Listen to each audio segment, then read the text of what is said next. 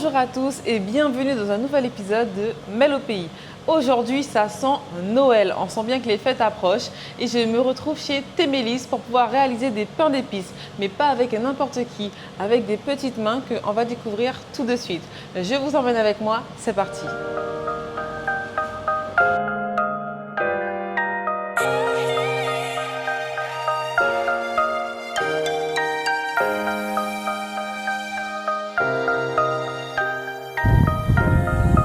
Bonjour. Salut, Ça va? bienvenue chez nous. Alors Émilie, c'est parti pour les questions? Ah ben oui. Ok. Alors Émilie, dis-moi, depuis combien de temps tu as créé Témélis? Témélis, alors c'est un concept associatif qu'on a créé ça fait déjà presque 5 ans. Waouh. Waouh, oui, on ne se rend Ok. pas compte, mais il faudrait qu'on fasse l'anniversaire bientôt. Ça a commencé par des ventes de gâteaux sur les trottoirs avec des personnes bénévoles. Chaque samedi, il y avait des têtes nouvelles. Et puis moi, j'étais en cuisine. Et puis au fur et à mesure, on a donné une couche de peinture par-ci, par-là. Et le salon de thé s'est créé. Voilà. Et tu as toujours aimé pâtisser, faire des gâteaux Toujours, toujours. J'ai fait beaucoup d'activités dans ma vie. C'est Alors moi, pas mon je activité. goûte en même temps. Vas-y. Franchement, J'ai fait beaucoup d'activités dans ma vie, j'en fais encore beaucoup, mais mon cœur, c'est dans les gâteaux. vraiment. Voilà, Depuis c'était quel ma âge passion. tu fais ça? Depuis Comment c'est tout- venu? Depuis toute petite, puisque mes parents faisaient beaucoup de gâteaux, étaient traiteurs, faisaient donc de la t'as pâte toujours d'awara. baigné dans J'ai baigné dans la dedans. cuisine. Ma tante, elle faisait des gâteaux d'événements, ma mère aussi. Donc j'ai très tôt été sensibilisée à faire de la nourriture et plus particulièrement de la pâtisserie. Voilà. Ok. Voilà. Très bon, le cinnamon Le roll. cinnamon roll. Tu avais peur. J'avais un peu peur, oui, je ne connaissais pas. Ouais, tu vois, C'est très bon. c'est une brioche roulée à la cannelle. Ok. Alors pour l'adapter localement, on essaye de mettre des parfums locaux. La semaine dernière, on avait de la prune de Citerre que quelqu'un a bien voulu nous donner, des sacs de prune de Citerre. Et donc on a utilisé pour pour faire une purée, un peu comme de la pomme, hein, quand on fait caraméliser, on l'a mis dans le cinnamon roll. Incroyable. Ça a été bon, ouais. Mais du coup, comment t'es venue l'idée de créer une association et l'envie surtout de te dire, bon, je vais faire connaître à un peu plus de monde que mes proches ma passion. Ben alors, pourquoi l'association? Parce que j'ai créé déjà des sociétés. Je suis professeur aussi, j'ai repris mon métier de professeur et quoi? j'avais d'économie-gestion. Ah, rien à voir. Rien à voir. Mais bon, après, ça explique pourquoi il y a des compétences peut-être en gestion. Voilà. Ah oui, parce que Voilà. c'est pas si simple. C'est On peut ça. avoir une passion, mais après, la mettre en œuvre, il faut C'est avoir ça. une âme d'entrepreneur, Voilà. connaître les bonnes astuces. Et là, franchement, ce sont les compétences en gestion. Bon, ça, c'est génial. Dans la formation initiale. Et donc, quand mon dernier enfant, qui était mon dernier enfant, maintenant c'est mon avant-dernier, enfin bon, bref, entre-temps, est né, je me suis dit, je vais reprendre l'éducation nationale, ça me manque, être devant les élèves, transmettre. Voilà, je retourne. Et donc, du coup, quand je suis retournée, j'ai recommencé à transmettre. Ensuite, j'ai eu envie de transmettre des ateliers de pâtisserie. Et donc là, je me suis dit, mais quel serait le statut le plus approprié, en fait, adapté, oui. pour transmettre, comment faire de la restauration durable. On était vraiment dans une campagne, en plus, c'était très à la mode avec le slow tourisme, la restauration durable et tout après Covid. Donc, je me suis dit, mais ça aussi, j'aurais aimé former parce que j'aime ça. Est-ce que tu peux nous expliquer, pour ceux qui ne connaissent pas, ce que c'est l'alimentation durable? Alors, la restauration durable, c'est Pardon, oui, la restauration Voilà, durable. ou la nouveau, ça peut être mais la restauration durable, c'est cuisiner de façon à limiter au maximum l'impact énergétique, l'impact dans le gaspillage de l'eau, dans l'utilisation de l'électricité, enfin voilà, pour que ça soit une restauration qui permet justement à la planète de durer et que ça n'impacte pas l'écologie, que ça n'impacte pas l'environnement. Donc là, on va être sensible au tri, on va être sensible à, par exemple, là, tu vois, tu n'as pas des assiettes en plastique. Ah oui, c'est Ici, vrai. le concept, au départ, et j'étais rigide pendant 3 ans, on disait aux personnes, c'est sur place. Oui, mais on veut du thé emporté. Ben non, parce qu'en fait, quand vous allez emporter, vous allez me dire non, non, non, mais ça va finir à la poubelle. Donc, du coup, ce sera du gaspillage, ce sera de l'emballage jeté. Donc, c'est sur place. Vous prenez du temps pour vous aussi. Ça vous permet de vivre plus longtemps. Vous vous posez, vous prenez votre petit thé et ensuite vous vous levez, vous partez. Et pendant 3 ans. Bon, après, on a essayé de trouver des contenants réutilisables, de faire un système de. Comment on appelle ça? Le fait de, enfin voilà, quoi, on faisait personne verser une sorte de caution de 1 euro, 2 euros, et s'ils nous ramènent le pot, on leur remet les 1 euro, 2 euros, pour éviter que ça finisse à la poubelle. Et donc du coup, ça les... Parce que voilà, ça évitait, et puis pareil, hein, au niveau du fait qu'on prenne des aliments locaux, eh ben, il y a moins d'impact hein, sur la planète, hein, dans la couche d'ozone, parce que je ne vais pas prendre des fraises qui viennent de loin, qui vont nécessiter du transport, de la logistique, d'abord le transport de là, Oui. enfin je ne sais pas si on dit verger, mais de là où on s'est récolté jusqu'à là où on va le préparer. Ensuite, il faudrait que ça prenne de l'avion et ensuite il faut que ça soit emballé. D'aller-retour quand même. Exactement. Mais Donc, tu arrives à trouver, à te fournir suffisamment en fruits? eh bien alors, comment on fait pour se fournir suffisamment en fruits? Eh bien, on prend les fruits de saison. Ah ben, c'est comme ça. Ben là, c'est la wara pendant un moment. Ben, quand il n'y a plus d'awara, ce sera la mangue. Donc, on va faire à la mangue. Et du coup, ça nous permet aussi alors, de respecter notre rythme biologique. Parce que s'il y a des saisons pour les fruits, c'est qu'il y a des saisons il y a des fruits, des aliments qui sont bons pour notre corps, en termes de compléments, de vitamines et tout. Je ne sais pas moi, si les mangues arrivent à la saison des pluies pendant Noël, c'est qu'il y a un intérêt, il y a une utilité. Hein, le Tout-Puissant n'a pas fait ça pour rien. Cette réflexion de se dire, bah, ça correspond peut-être à notre horloge biologique, Mais justement, les saisons. exactement, mais oui, il faut respecter la saisonnalité des produits et pour prolonger notre vie en fait. Hein. On s'alimente bien de façon durable en limitant l'impact sur l'environnement. Et donc, du coup, effectivement, prendre des fruits de saison, ça, déjà, ça évite de faire de la pollution ou de forcer la nature en prenant des fruits qui ne sont pas forcément de saison, etc. Et puis, en plus, on s'alimente bien, on prend les choses qui sortent au temps voulu. Voilà, au temps voulu de la nature, voilà. Et ça fait du bien à notre corps. Alors, qu'est-ce qu'on peut retrouver chez Témélis, essentiellement? Alors, chez Témélis, on a l'awara cake, donc, qui est un fruit qu'on retrouve finalement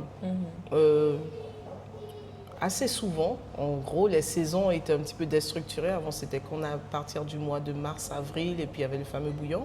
Mais maintenant, les arbres produisent un petit peu tout au long de l'année. Et donc, il y a l'awara cake, il y a le wasai, où là, pareil, le wasai, c'est assez souvent, c'est tout au long de l'année. Donc, l'awara et le wasai. Ou tu fais l'agriculteur directement? Alors, avant, je prenais chez l'agriculteur directement. Et puis, depuis quelque temps, j'ai quelqu'un qui me fait la pulpe de wasai. Ah, ça, c'est génial! Et donc, du coup, alors pour le wasai, je me fournis donc chez un partenaire qui le fait comme je veux. Et pour la wara, ben non, c'est moi. Hein, ouais. On prend la wara, il faut décortiquer, il faut mixer, il faut faire la pulpe. Ouais. Ça, alors, je t'ai coupé, excuse-moi, tu disais justement que le wasai, c'était comme la wara? Oui, on le retrouve tout au long de l'année.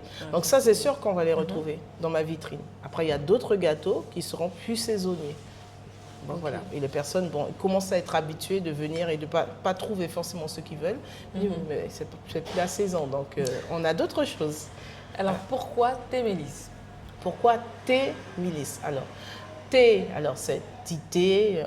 J'aurais pu rajouter thé pour faire vraiment le thé en créole. Là, donc, thé, c'est le thé. Thé. De citronnelle, c'est ça? Voilà. Et Milis, ça fait un jeu de mots avec Milly, mon prénom. Et Mélis, la mélisse. Voilà. Témélis. Donc là, les gens disent Témélis. Voilà. On aurait pu rajouter thé, mais j'ai décidé de mettre Témélis. Voilà. Ouais, c'est parfait, Témélis. Et là, du coup, cet après-midi, on se retrouve pour faire un atelier avec des enfants. Exactement. Est-ce que tu peux nous en parler un peu? Alors c'est Noël, c'est une période festive, une période de joie, une période qui fait rêver aussi les enfants. Ouais. J'aime beaucoup cette période et du coup j'aime beaucoup les pâtisseries qui y sont liées. Donc, et tout ce qui est à base d'épices. Donc on a fait une série d'ateliers jusqu'au 20 décembre où on va proposer aux enfants donc, de réaliser des bonhommes de pain d'épices, la petite maison en pain d'épices qu'on voit beaucoup dans les films américains et que je regarde chaque année peut-être en boucle avec les enfants.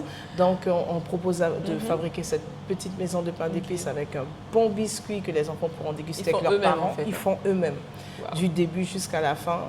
Et le glaçage aussi? Le glaçage aussi, ils l'ont fait, ils font le glaçage du début jusqu'à la fin. Et puis on fait d'autres choses, des sapins brownies, donc des brownies en forme de sapin. Et là aussi, ils décorent. Et puis ça peut donner des idées aussi pour la fête, leur table de Noël en fait. Après ils disent, maman, à l'enfer, j'ai fait ça à l'atelier et tout.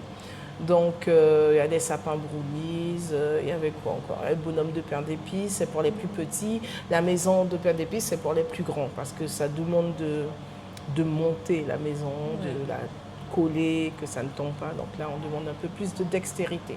Ok. Voilà. Et du coup, toi, vraiment, dans ton salon de thé, tu proposes des ateliers aux enfants, aussi aux adultes. Explique-nous un peu, c'est pourquoi, à quel moment les ateliers sont venus. On est encore dans la transmission. Voilà, on est encore dans la transmission, voilà. Puisque, comme je te dis, mon cœur de métier, c'est professeur. Donc, je transmets.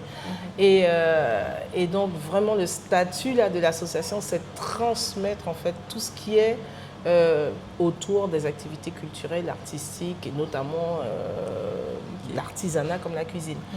On fait des ateliers comme théâtre pour les enfants et on fait des ateliers, comme tu m'as dit, pour adultes. Donc ça peut être des coachings ponctuels, mais pas encore la cuisine. On reste sur les enfants pour la cuisine. D'accord. Ouais. Les adultes, ça sera plutôt un accompagnement pour le développement de leur structure artistique, pour le développement aussi de leur entreprise. On fait des ateliers pour l'entrepreneuriat, pour la créativité avec des partenaires.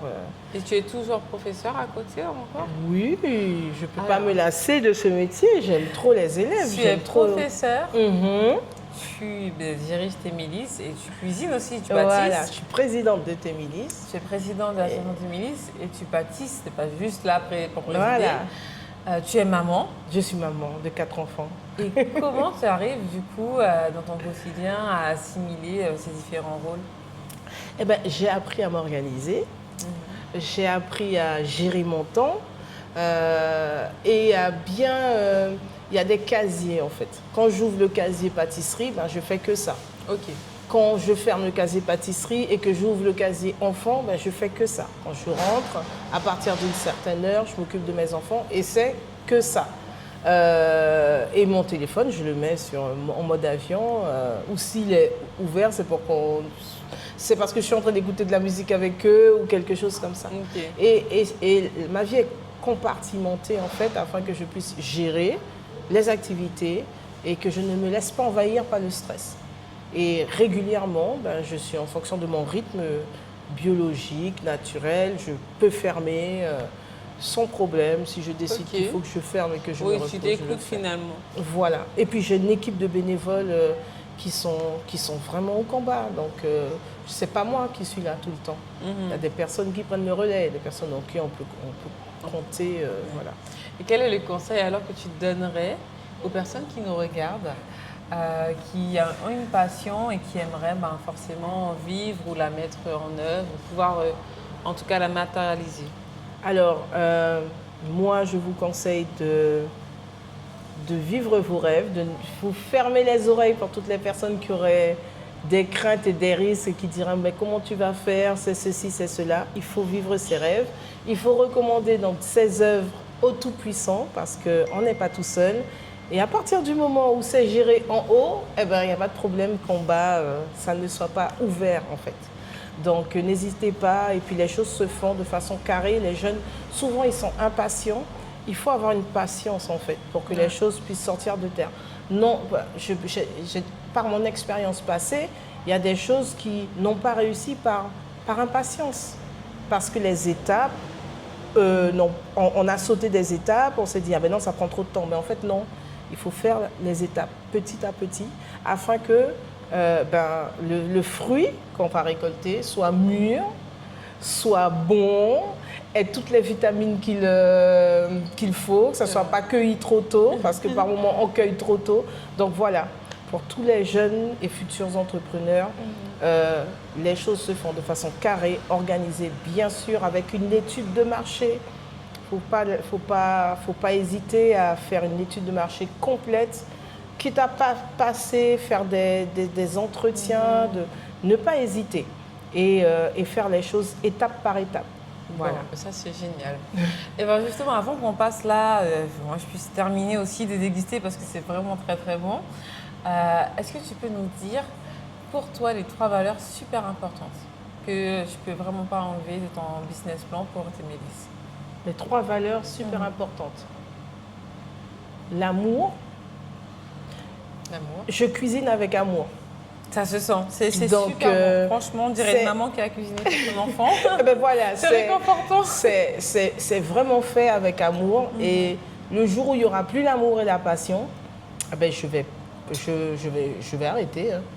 S'il n'y a plus l'amour. Parce que je ne peux pas imaginer transmettre quelque chose s'il n'y a pas de passion. Okay. Donc c'est une valeur. Donc ici, c'est fait avec amour. On cuisine pour l'autre en fait. On cuisine même pas pour soi. Pour soi, oui. Et pour l'autre. Moi, j'aime faire plaisir aux autres. Donc c'est un cercle vertueux. Okay. Deuxième valeur, la foi. On a foi en notre produit. On a foi qu'on est béni. On a foi que ce qu'on va faire, ce sont des choses qui apporteront la prospérité. Donc, les doutes, on les chasse et on marche dans une confiance. Et il faut avoir cette confiance absolue parce que c'est à partir du moment qu'on commence à douter, à écouter aussi certaines choses, certaines paroles qu'on se déstabilise. Donc, toujours la foi. Ok. Et puis, troisième valeur, eh ben, la persévérance. Hein, il faut être zélé, il faut ne pas avoir peur de se lever tôt, d'être carré, la rigueur. Donc voilà, le zèle pour l'organisation, la rigueur et puis le travail. Bon, voilà. Ce sont de très très belles valeurs. Je crois vraiment que ce sont les plus belles valeurs jusqu'à présent que j'ai pu entendre. C'est vrai, ah bon. L'amour, la passion.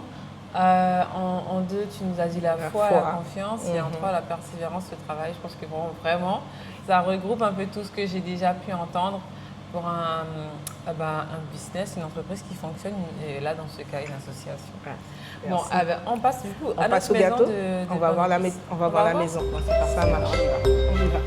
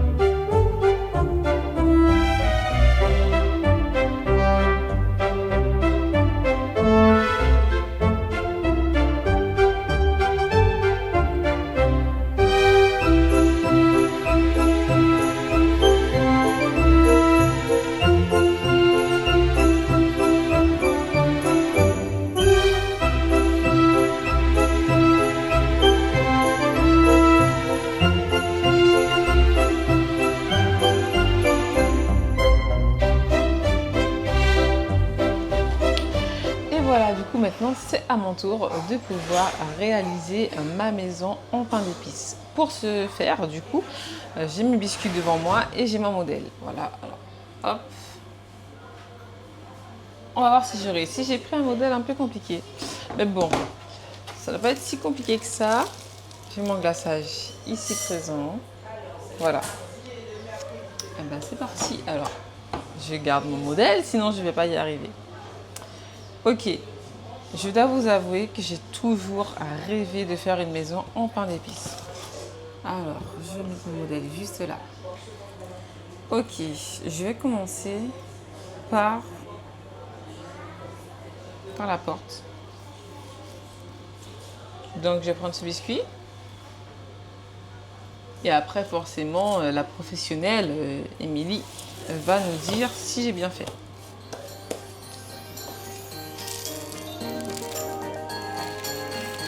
Ah, je me sens comme une chef. Chef pâtissière.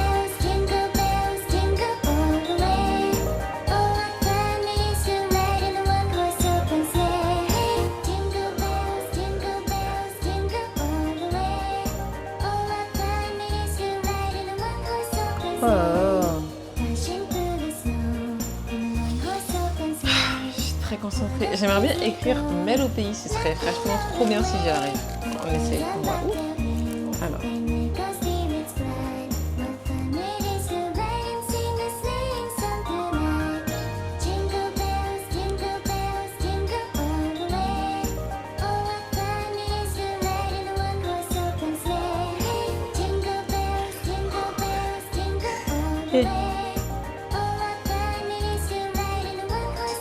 J'ai envie de recommencer parce que j'ai pas assez de place pour marquer pays.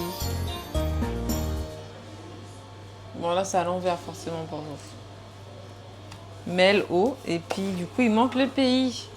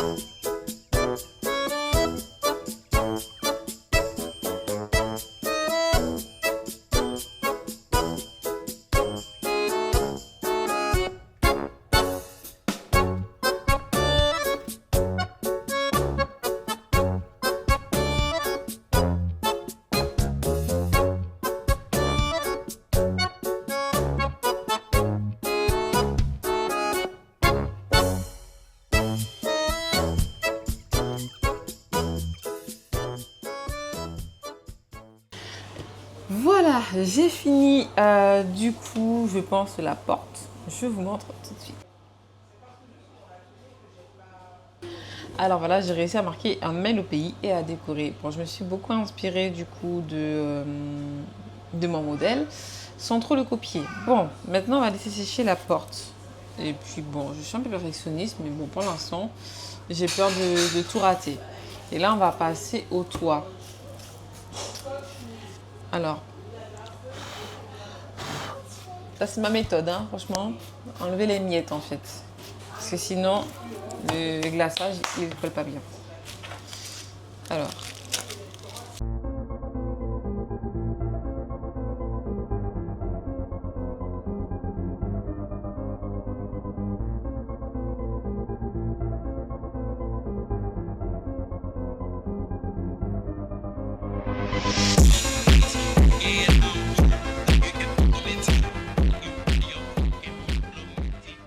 Émilie nous a rejoint. Tu en penses quoi déjà de ce que j'ai commencé à faire? C'est magnifique. Voilà, vous avez entendu. C'est magnifique. Alors dis-nous, C'est joli. pour ceux qui nous regardent et qui, chez eux aussi, aimeraient reproduire une maison en pain d'épices en famille, entre amis, comme activité, est-ce que tu peux leur donner une recette assez basique de biscuits et du glaçage? Alors, ce serait un biscuit style pâte sablée. Alors, Il y a de quoi noter une feuille, un bic. En général, rapidement. je diffuse pas mes Voilà, là recettes. c'est en exclusivité pour vous, parce que je trouve que c'est vraiment une activité qui maintient aussi les enfants dans un calme et dans la créativité. Exactement, et dans une concentration. Alors attends, Voilà. je te prends la recette. Et même moi, finalement, je suis un enfant, mais tout comme, c'est comme si l'enfant, mon enfant intérieur, il est en mode happy, concentré pour faire de belles choses. Hop. Biscuit de Noël, voilà. Hop. Alors, il faudrait mettre 350 g de farine. Notez, hein. Notez Attention. bien. 200 g de beurre, on peut mettre un peu moins. 150 g de sucre, on peut mettre un peu moins. Alors, pour le miel, 2 cuillères à soupe de miel, 2 belles cuillères à soupe de miel. Alors, il y a des personnes qui aiment beaucoup le miel. Si vous mettez 3 cuillères, il faut mettre moins de sucre. D'accord. parce que le miel, c'est ce qui fait la différence en fait. C'est un gâteau à base de pain d'épices et le pain d'épices, c'est à base de miel. Et alors, un demi-paquet de levure et un œuf. Et puis des épices de Noël. Quand je dis épices de Noël, si vous n'avez pas des mélanges déjà préfaits, il faudra prendre du gingembre en poudre, de la muscade, de la cannelle, gingembre, muscade, cannelle, de l'anis étoilé aussi, si vous avez, vous mixez pour que ça fasse une poudre. Et puis vous rajoutez. Il y a d'autres épices qu'on peut... Clou de girofle aussi. Ouais, je mets une pincée de clou de girofle. Voilà. Ah ben voilà, vous n'avez plus d'excuses pour les fêtes. Voilà. Là, vous avez vraiment une idée d'activité qui est vraiment assez sympa. Vous faites votre pâte Et le glaçage aussi. Et le glaçage. C'est super important. Le glaçage, c'est facile. Vous prenez un blanc d'œuf, vous le battez légèrement et puis vous rajoutez du sucre glace avec une petite cuillère à café de jus de citron. Voilà. Vous rajoutez du sucre glace, mais au fur et à mesure, afin d'obtenir un glaçage qui sera consistant, qui permettra d'être mis dans une douille. Il ne faut pas qu'il soit trop dur, ni trop liquide. Alors, et s'ils n'ont pas de douille chez eux, comment ils font? Qu'est-ce qu'ils peuvent mettre à la place? Ils peuvent fabriquer une douille en papier. Du coup, je mange, franchement, c'est excellent. Tu manges le glaçage. Du coup, pour le glaçage, Donc, la poche à douille, on disait. Donc la poche à douille, soit on prend un papier, du papier sulfurisé, papier fin, et qu'on le met sous forme de cône, Okay. soit on prend un petit sac de congélation, on fait un trou, Bah, quand on n'a pas. Quels sont les autres ateliers qu'on peut retrouver chez Témélis pour le mois de décembre? Alors pour les mois de décembre, alors quel autre atelier? Donc la semaine prochaine, le 10, il y aura à nouveau un atelier, ce sera les sapins brownies. On va douiller, on va apprendre à décorer un gâteau en fait, en mode Noël avec du glaçage vert et sur une base de brownies, donc les enfants vont les faire. Et ensuite, on va faire le 17, on refait l'atelier Maison de Noël parce qu'il y a beaucoup de demandes. Ok. Voilà, c'est les 2 prochains ateliers. Et comment on fait pour s'inscrire? Alors, pour s'inscrire, c'est sur Eloasso. On peut chercher Témélis sur Eloasso et on verra les ateliers auxquels on peut s'inscrire. C'est atelier de Noël 2025. Ok. Alors, vous avez pris note. Le 17, brownie, un sapin de Noël. Le 10, sapin brownies. Sapin brownie. Et le 17, maison Les maisons en pain d'épices, ouais. Et on s'inscrit sur Eloasso. Eloasso, voilà. Voilà. À vous de jouer maintenant. À vous de jouer maintenant. Rien d'autre à dire. Et Voilà. c'est à partir de quel âge? C'est à partir de 5 ans. Alors pour la maison de pain d'épices, c'est à partir de 8 ans. Okay. Puisque ça nécessite une certaine dextérité. Et donc du coup, on a décidé de monter un peu l'âge. Bon, voilà. Et puis selon, les parents peuvent appeler pour savoir si on accepterait plus petit, mais c'est au cas par cas. Voilà. Est-ce que tu vends des maisons de pain d'épices pour Noël? Alors, on va vendre des maisons de pain d'épices, mais ce sera plutôt la dernière semaine. Et c'est sur commande. Sur commande, ok. Voilà. On peut t'envoyer notre modèle, ça se passe comment? Voilà. Alors, moi, je pense plutôt que je vais proposer des modèles. Parce que par moment, on n'a pas toutes les décorations sur les modèles de gâteaux. Ok. Et donc, du coup, je pense plutôt proposer des modèles que les personnes choisiront. Et est-ce que moi, là, mon modèle, tu l'aimes bien? Il est bien ton modèle. Ouais, tu pourrais le prendre ou pas? Je pourrais. En plus, c'est écrit Noël. Tu as montré. J'ai écrit Mel au pays. Ah, Mel au pays. Le nom de l'émission. C'est magnifique. Mais c'est pour ça que c'est bien que tu fasses une jolie photo. Ah oui, mais là, oui. Jolie photo, jolie vidéo. Je pensais même pas réussir. Mais en fait, attention chez vous si vous voulez le refaire, un tout petit trou. Vraiment. Tout petit trou. Parce que ça change tout. Sinon, là, tout sort. Quoi. Tout le glaçage, il sort et ça beaucoup plus difficile à manier. Et puis, ça prend du temps, en fait. Faut être patient. Voilà. Ça prend facilement 2 heures hein, entre la conception du gâteau. Ah oui, la cuisson, on n'a pas dit. Ah, la cuisson, c'est 15-20 minutes à 180 degrés. Ok. Donc voilà, il faut étaler. Alors, soit on peut trouver on trouve sur Internet des gabarits qu'on peut prendre et ensuite on les découpe. On met sur une plaque ou on met met sur une plaque, sur un papier sulfurisé. Voilà. Et petit conseil aussi, la pâte, c'est bien de la mettre un peu au frigo pour qu'elle durcisse avant de l'étaler. Bon, voilà. Elle vous a donné vraiment toutes tout les là. astuces. Voilà. Il n'y a plus d'excuses. Ouais. Et quand vous faites une réalisation, n'hésitez pas à taguer sur Instagram Témélis afin qu'elle puisse voir aussi ce que vous avez réalisé avec sa recette. Voilà. Ça peut être un beau challenge d'ailleurs. Ouais, et puis tag. Ce serait génial même. Voilà. Et bien voilà, c'est parti. À vous maintenant, au fourneau. Au fourneau. Bon, et ben voilà le résultat. Et là maintenant, on va la monter. C'est exact? Yes. Bon, ben c'est parti, on la monte. Et là, du coup, quand on a terminé la déco, on va passer au montage et on va se faire des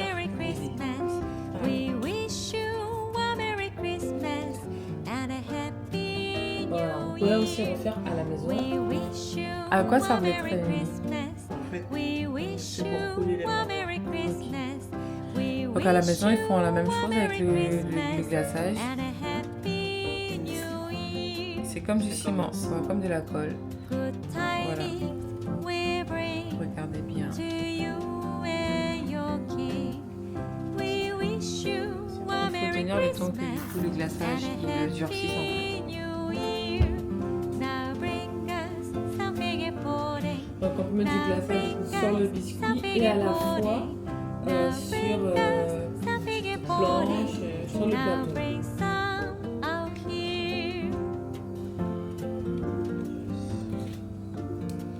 Et il faut tenir pour que ça puisse durcir.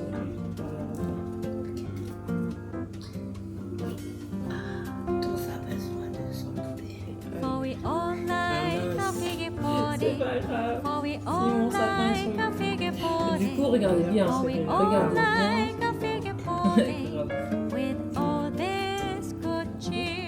Avec le même glaçage, pour faire les dessins.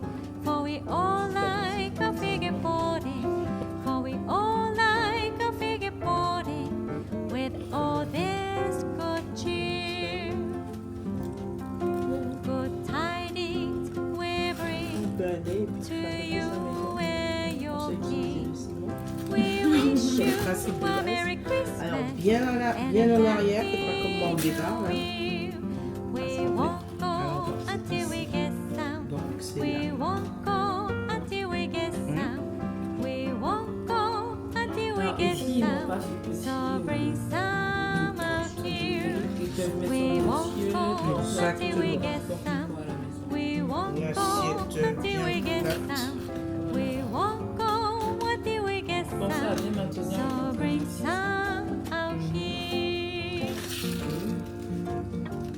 Et à venir combler comme Mélie le fait.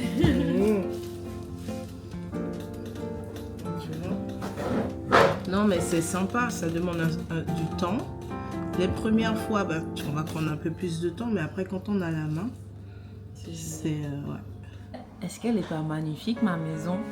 Il lui manque juste son petit toit. Et voilà, du coup à la maison, il faut que ça ressemble un peu à ça. Vous voyez à l'intérieur, vous voyez bien le glaçage. Voilà, donc pensez à faire attention.